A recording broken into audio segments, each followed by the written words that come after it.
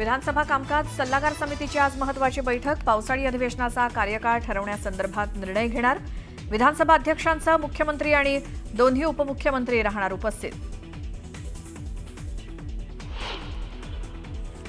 महाराष्ट्र जनसुरक्षा विधेयक आज विधानसभेत मांडण्यात येणार. समितीचे अध्यक्ष चंद्रशेखर बावनकुळे विधिमंडळ समितीचा अहवाल सादर करणार.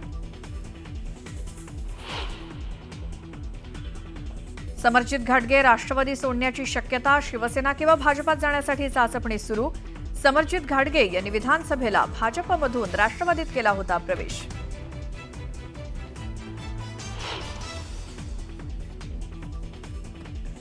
छत्रपती संभाजीनगरातील विद्यादीप बालसुधारगृहाची मान्यता रद्द होणार.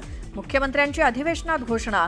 बालसुधारगृहात छळाला कंटाळून 9 मुलींनी केलं होतं पलायन.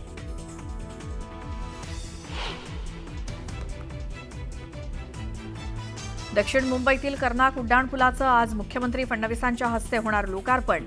पूर्व आणि पश्चिम भागांना जोडणाऱ्या या पुलावरनं वाहतूक सुरू होऊन नागरिकांचा प्रवास होणार सुखकर.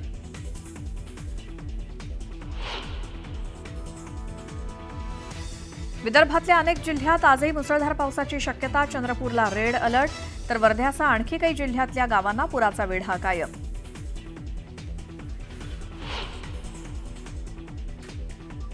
चंद्रपुरात मुसळधार पावसामुळे वैनगंगा नदीला पूर. पुरामुळे हजारो हेक्टर शेताला फटका. भंडाऱ्यात सुद्धा पावसामुळे नदी नाले दुथडी भरून वाहण्यास सुरुवात.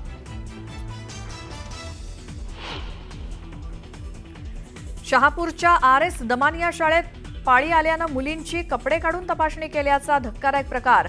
8 जणांवर गुन्हा दाखल. 2 जणांना पोलिसांनी केली अटक.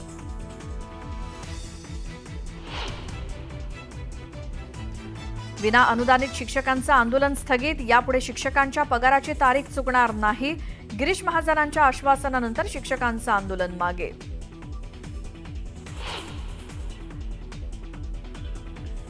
राज्यात गुरुपौर्णिमेचा उत्साह. उत्सवाच्या मुख्य दिवशी शिर्डीतील साई मंदिर दर्शनासाठी रात्रभर खुलं राहणार.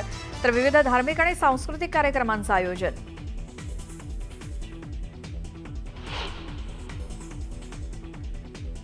आणि लॉर्ड्सच्या ऐतिहासिक मैदानावरती आज रंगणार भारत आणि इंग्लंडमध्ये तिसरा कसोटी सामना.